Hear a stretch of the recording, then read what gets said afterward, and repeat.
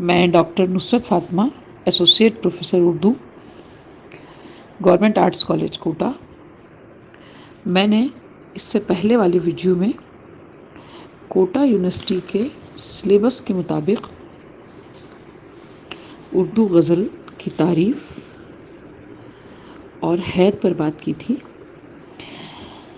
اس میں اردو غزل کی ابتدا اور ارتقاء یعنی اردو شاعری میں غزل کی ترقی پر تبادلہ خیال کر رہی ہوں۔ یوں تو اردو شاعری کے آغاز کے ساتھ ہی غزل کی ابتدا بھی مانی جاتی ہے، لیکن ہمارے ادب میں غزل وہ شاعر کی حیثیت سے جس کو باقاعدگی حاصل ہے، وہ نام ہے محمد قلی قطب شاہ کا۔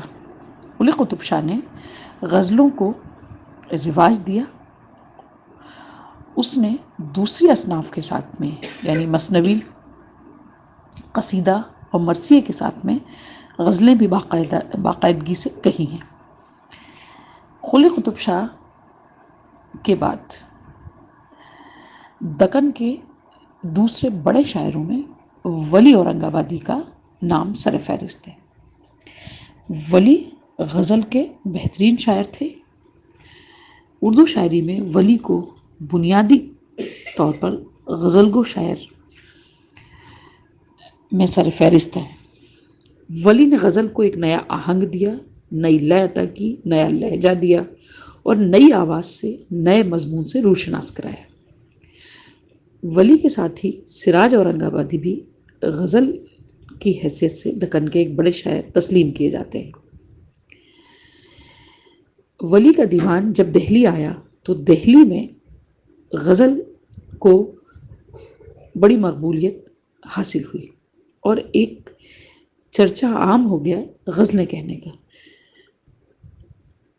18ویں صدی میں دہلی میں 3 ایسے باکمال شعراء ہوئے جنہوں نے غزل کو آسمان پر پہنچا دیا۔ ان میں محمد رفیع سودا، میر درد اور میر تقی میر شامل ہیں۔ سودا، درد اور میر نے صنف غزل کو عروج پر پہنچایا۔ اب غزل میں حسن و عشق کے علاوہ اخلاق، تصوف کے مضامین بھی نظم کیے جانے لگے۔ سودا نے اپنی تخیل کی بلندی سے اور اپنی زور بیان سے غزل میں کیف و نشاط پیدا کیا۔ درد چونکہ صوفی شاعر تسلیم کیے جاتے ہیں، انہوں نے تصوف کی چاشنی سے غزل کو مالا مال کیا۔ میر نے سوز و گداز، درد اور کسک اپنی سادگی زبان، شیرینی سے غزل کو آسان تر بنایا اور اس میں اثر پیدا کیا۔ یہ دور دہلی کے لیے انحطاط پذیر دور تھا۔ طوائف الملوکی تمام طرف چھائی ہوئی تھی۔ اس وجہ سے اس دور کے شعراء میں نا امیدی، یاس کے مضامین نظر آتے ہیں۔ میر تقی میر کی شخصیت آفاقی ہے۔ انہوں نے غزل کو بھی اپنی شخصیت میں ڈھال کر اس طریقے سے بیان کیا ہے کہ سننے والے کو ان کا سوز و گداز اپنا سوز و گداز نظر آتا ہے۔ میر کے ہاں جذبے کی صداقت ہے، احساس کی شدت ہے اور زبان کی سادگی ہے۔ میر کا غم عشق بھی ہے اور غم زمانہ بھی ہے۔ میر نے اپنی آپ بیتی کو جگ بیتی بنایا۔ اسی لیے اس دور میں میر کی غزلوں میں کو سننے والوں کو یہ محسوس ہوتا تھا کہ میر اپنی حالت نہیں، ان کی حالت بیان کر رہے ہیں۔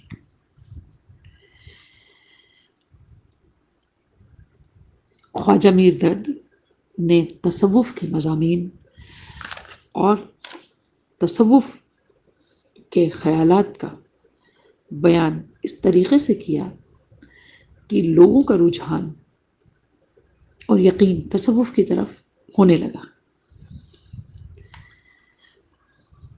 اسی زمانے میں کچھ اساتذہ شعرا بھی دہلی میں منظر عام پر آئے.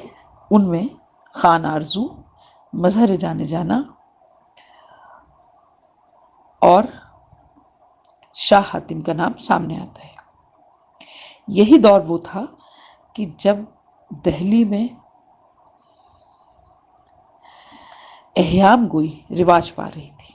اگرچہ ان اساتذہ شعرا نے احیام گوئی سے غزل کو صاف کیا، لفظ ثنائیوں سے انہوں نے پرہیز کیا اور غزل کو عام فہم زبان میں کہنے کا رواج دیا. 18ویں صدی کے آخر میں مصحفی جرات اور انشا وغیرہ کی شخصیات بھی ابھر کر سامنے آئیں. یہ شعرا منزلت کے اعتبار سے تو سودا اور میر سے کم درجے کے تھے، لیکن شاعری میں بے حد طبع تھے، اور اسی لیے انہوں نے اردو غزل میں نئے اضافے کیے. جرات نے اردو غزل میں ایک نئے موضوع کا اضافہ کیا جسے اردو میں معاملہ بندی یا اردو غزل میں معاملہ بندی کہا گیا، یعنی محبوب سے نوک جھونک اور چھیڑ چھاڑ والے مضامین کو بیان کرنا معاملہ بندی ہوا. اس معاملہ بندی کو بعد میں اردو شاعری میں داغ نے بہت رواج دیا. اگرچہ معاملہ بندی کے ساتھ میں اسی دور میں ریختی کو بھی رواج حاصل ہوا، لیکن ریختی نے اردو غزل میں اور عام لوگوں میں بہت مقبولیت نہیں پائی. 19ویں صدی عیسوی کا نصف اول اردو شاعری کا یعنی اردو غزل کا ایک تجرباتی دور تھا. اس دور میں مختلف قسم کے تجربے غزل میں ہو رہے تھے اور غزل میں نئی لفظی صنعتوں کے اضافے ہو رہے تھے. اب اردو غزل دو نئے ناموں سے یعنی دہلی اور لکھنؤ کے نام سے جانی جا رہی تھی. شاعروں کے ہاں نظریات، خیالات اور اظہار بیان میں لکھنویت اور دہلیت کا امتیاز شروع ہو گیا تھا. اس دور میں دہلی میں فلسفیانہ خیالات، مضامین، اس دور کے دہلی کے سماجی حالات، عشق و محبت کا بیان، تصوف کا بیان اور روحانیت کا بیان، غم، عشق کا بیان وغیرہ موضوعات اور داخلی کیفیات کا بیان غزل میں جن شعراء نے کیا وہ دہلوی کہلائے، اور اس کے برعکس جن شعراء نے ظاہری جذبات کا بیان یعنی خارجیت اور محبوب کے خد و خال، سامان و آرائش اور زیبائش کا بیان جن شعراء نے نظم کیا وہ لکھنوی کہلائے. اس دور میں لکھنؤ کی شاعری میں ولولہ، کسک اور سیمابی کیفیت شامل تھی. اسی طرح لکھنؤ والوں کے ہاں ثنائے بدائے، تشبیہ استعارے کا زیادہ استعمال کیا جا رہا تھا. لکھنؤ کے اساتذہ میں ناسخ اور آتش کا نام سر فہرست ہے. ناسخ اور آتش نے زبان پر ایک جراح کی طرح کام کیا اور زبان کو فصیح اور پاک کیا اور شاعری کے لیے کچھ اصول وضع کیے. اس طریقے سے اس دور میں دہلی اسکول میں غالب، ذوق اور مومن اور لکھنؤ اسکول میں آتش اور ناسخ نے شہرت پائی. دہلی اسکول کے ممتاز ترین شاعروں میں ذوق، غالب اور مومن استاد کی حیثیت رکھتے ہیں. مومن غزل میں مزے لے کر معاملات عشق کا بیان کرتے ہیں. ان کا محبوب عرضی ہے. انہوں نے رنگ تغزل میں ایک نیا رنگ پیدا کیا جو انہی کی خصوصیت ہے. اس دور میں سب سے قداور شخصیت غالب کی ہے، جس نے اپنی فکر رسا، پرواز تخیل اور انداز بیان کے نئے لہجے سے غزل کو نئی روش پر اور ایسی پروقار روش پر قائم کر دیا کہ جس پر بعد تک کوئی دوسرا شاعر نہ پہنچ سکا. غالب سے پہلے اردو غزل ان تمام موضوعات سے ناآشنا تھی جن کا اضافہ غالب نے کیا. غالب نے ایک مفکر کی حیثیت سے غزل کے تنگ دائرے کو وسیع کر دیا اور زندگی کی بہت سی حقیقتوں، مشکلوں کو اس انداز میں آفاقی حیثیت سے بیان کیا کہ اب غزل معاملہ حسن و عشق نہ رہ گئی، بلکہ زندگی کی حقیقتوں کا بیان اور ان حقیقتوں، ان مسائل کا حل بھی غالب کے خیالات میں نظر آنے لگا. ذوق اس دور کے بلند پایہ شاعر ہیں. ذوق یوں تو قصیدہ گوئی میں ان کا نام سر فہرست ہے، لیکن غزلیات کے اعتبار سے بھی ذوق نے زبان پر اور اردو زبان کے نکھارنے پر بہت کام کیا ہے. 19ویں صدی کے نصف آخر میں کلاسیکل غزل کا تقریباً خاتمے کا دور شروع ہوتا ہے. اس دور میں جس شاعر کو سب سے زیادہ مقبولیت حاصل ہوئی وہ داغ ہے. داغ نے غزل میں بہت شہرت پائی. داغ اپنے دور کی نبض پر ہاتھ رکھ کر ہی غزل کہتے تھے. انہوں نے اس دور کے ادب کو، اس دور کی شاعری کو، اس دور کی غزل کو بخوبی پرکھا تھا. چونکہ ان کا تعلق قلعہ معلیٰ سے تھا، اس لیے ان کی زبان اور زبان پر قدرت ویسی ہی تھی اور وہ اسی زبان میں شاعری کر رہے تھے. داغ کے یہاں سلاست زبان، بندش کی خوبی ہے، جدت ادا ہے اور ایک شوخی اور تیکھا پن اس طریقے کا ہے جو صرف داغ سے ہی منسوب ہے. داغ کے کلام میں زبان پر بہت کام کیا گیا اور اس طریقے سے داغ اکیلے ایک مکمل اسکول کی حیثیت رکھتے ہیں. داغ کے ساتھ ہی اس دور میں امیر مینائی، جلیل اور تسلیم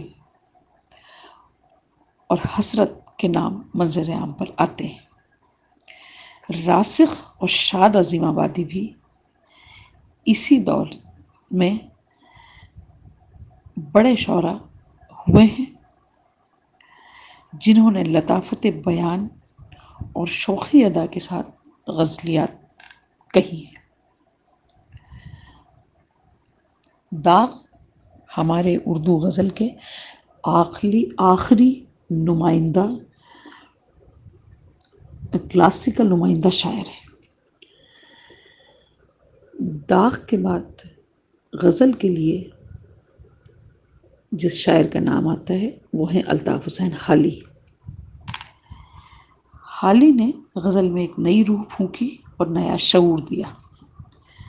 حالی کے مضامین میں وسعت ہے. غزل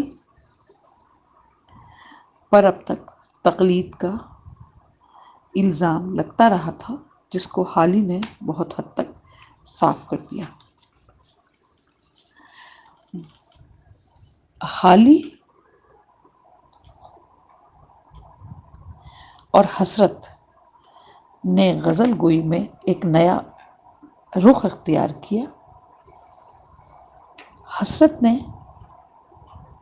حسن و عشق کی نفسیات کی ترجمانی سے غزل کو سنوارا، لیکن ان کا حسن اور ان کا عشق صداقت جذبات کی حیثیت رکھتا تھا۔ انہوں نے حسن و عشق کے نفسیاتی پہلو کو بناوٹ اور تصنع سے باہر کیا۔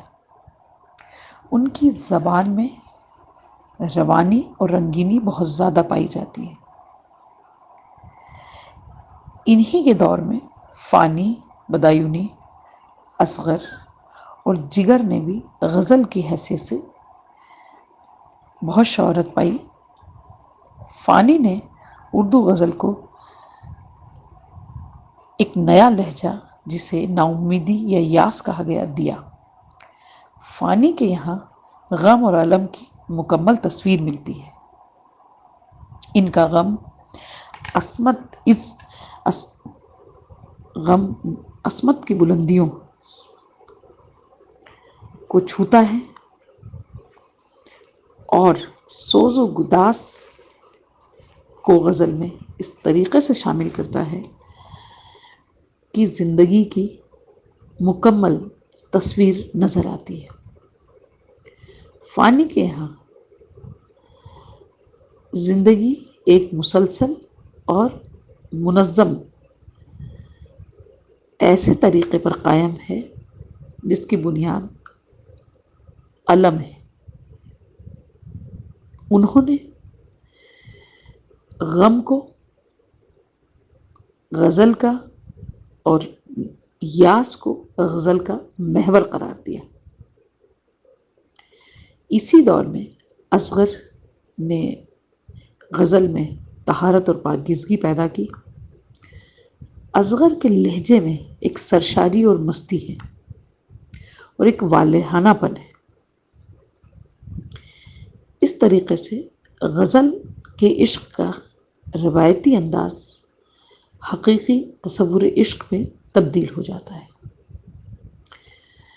حسرت، جگر اور فراق گورکھپوری اس دور کے بڑے شعراء کی حیثیت سے سامنے آتے ہیں۔